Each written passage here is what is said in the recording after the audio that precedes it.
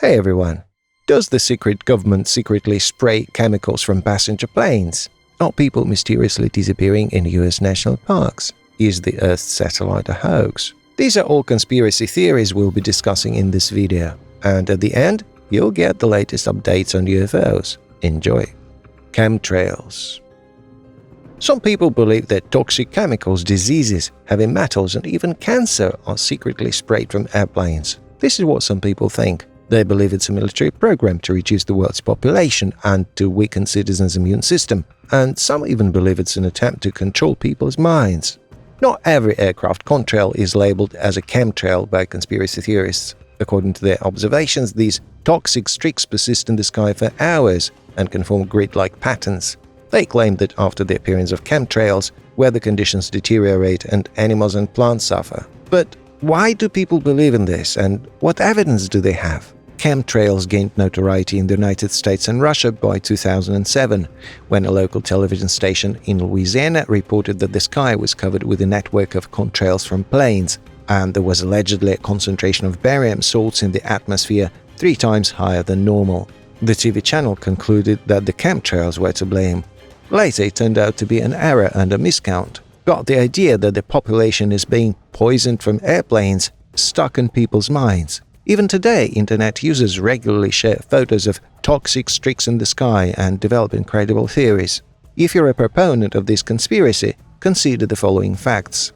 The duration and formation of contrails depend on air humidity and temperature. The higher the plane flies, the lower the temperature outside the aircraft. As a result, the vapor coming out of the engine will be more abundant, and it will freeze more slowly, leaving a long tail in the sky.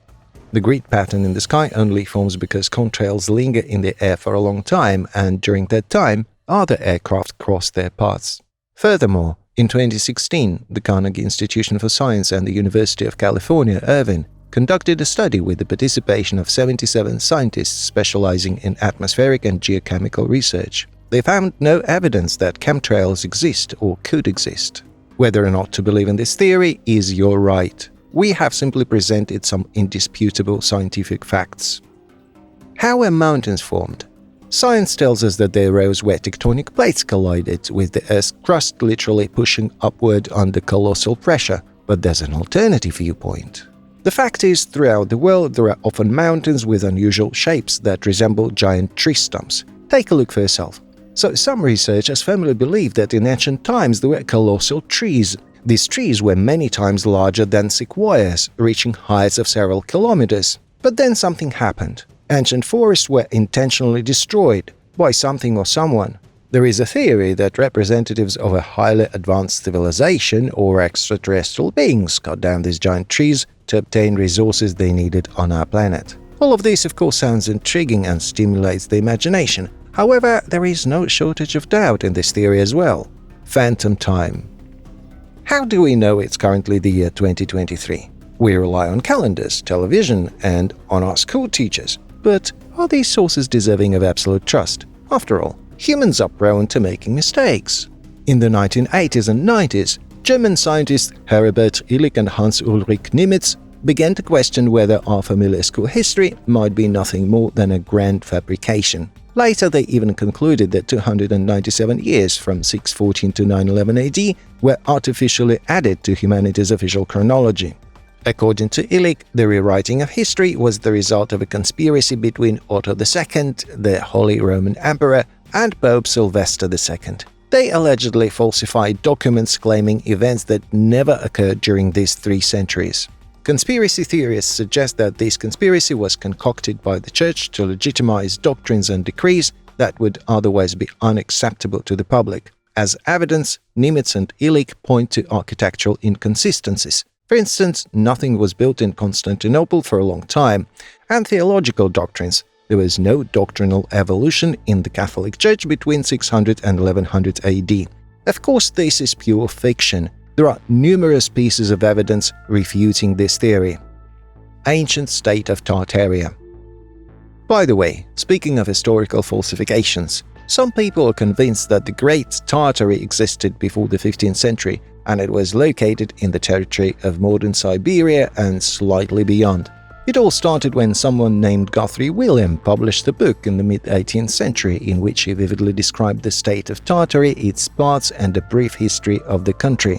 According to him, the majority of Great Tartary was conquered by the Russians, Muscovites, at the end of the 15th century. In the 16th century, the Manchus invaded it.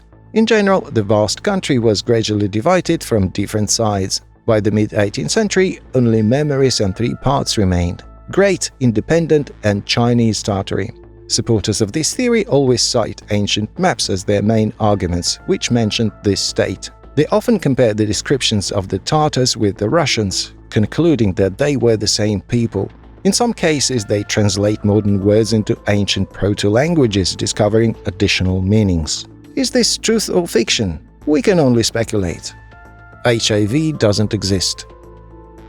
Since the discovery of the human immunodeficiency virus, HIV, millions of people have died from it. Scientists have no doubts. HIV causes AIDS, and AIDS leads to death. But many are not sure about both postulates. There are various theories among AIDS denialists. Some claim that HIV doesn't exist. Others argue that the immune system is perfectly capable of fighting the virus on its own. Some even believe that the antiretroviral drugs prescribed by doctors to HIV carriers actually lead to AIDS. And of course, all conspiracy theorists agree that this virus was intentionally created in a laboratory to target specific groups of people. This conspiracy theory is dangerous. People who are convinced of its validity stop seeking treatment and still die. For example, in the late 20th century, AIDS deniers in the United States started publishing their own magazine called Continuum, in which they presented their viewpoint on the virus. However, the publication ceased in February 2001 for a very compelling reason. All its editors and authors died. They succumbed to illnesses associated with AIDS. Disappearance in national parks.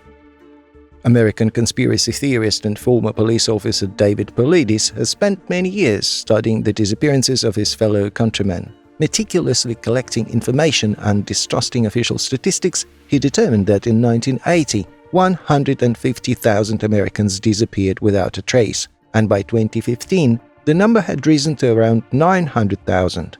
He concluded that the number of disappearances is constantly increasing. People usually vanish in national parks, but no remains are ever found.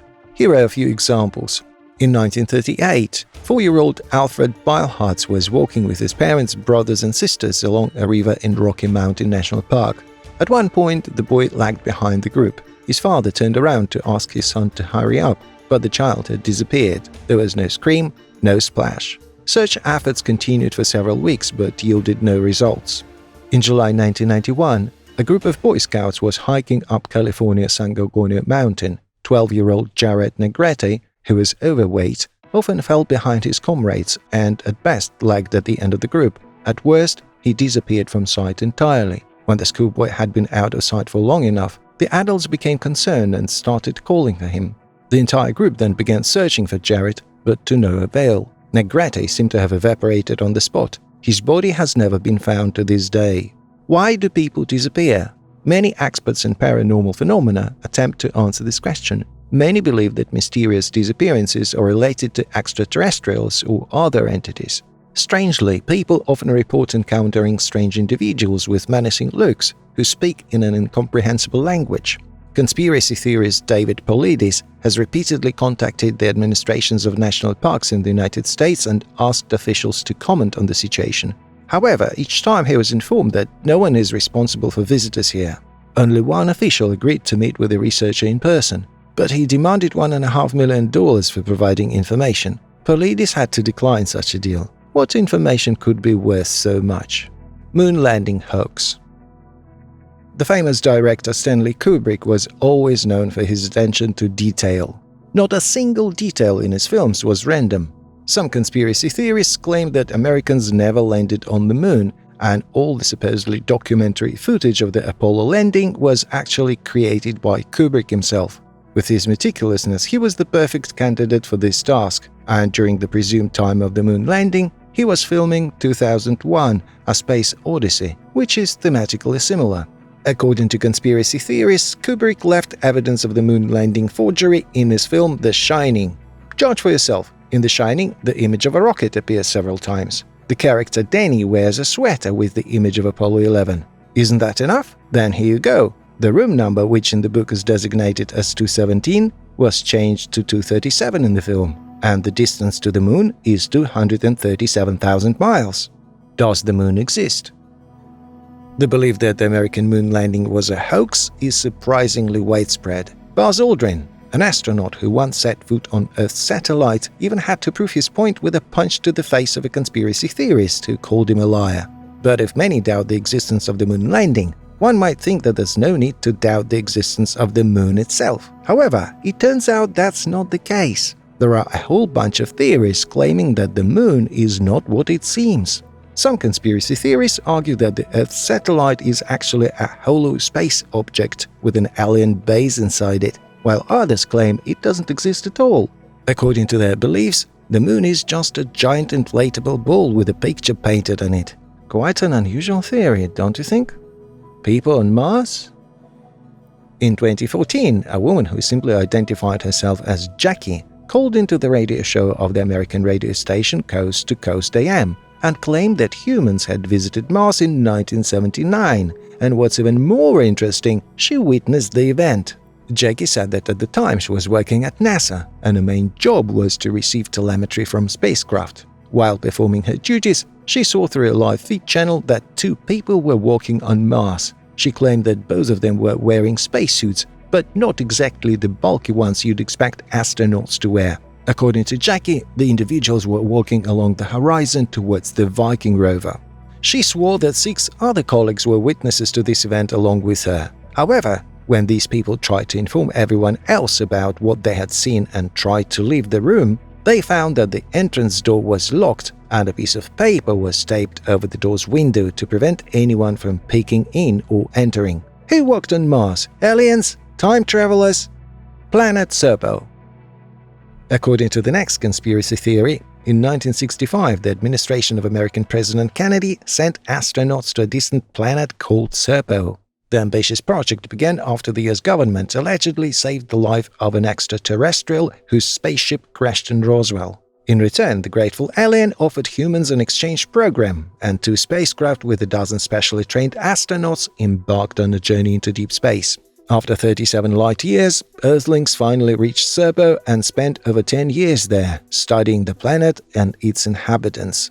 During their time there, they resided in a city called Eben, where no less of 600,000 peaceful humanoid beings lived in a government-free community. 13 years later, part of the team finally returned to Earth, consisting of 4 people. 2 others died on Serpo, and the rest chose to stay. Unfortunately, to this day, all members of this interplanetary project have allegedly succumbed to high levels of radiation caused by Serpo's 2 sons. Peruvian Mummies. By the way, about extraterrestrials. We think that the idea of life on other planets doesn't surprise anyone. You can either believe in it or stick to scientific evidence. But what if we tell you about the latest shocking discovery in this field? On September 12th in the Mexican Parliament, hearings were held with a presentation by UFO journalist Jimmy Mauson. He presented mummies of strange humanoid beings. He claimed that a total of 14 such bodies were found somewhere in Peru in layers of fossilized algae. DNA analysis showed their extraterrestrial origin. The bodies were X-rayed, revealing an opaque material on their chests, possibly made of metal. And in the abdominal area, there were spots resembling eggs.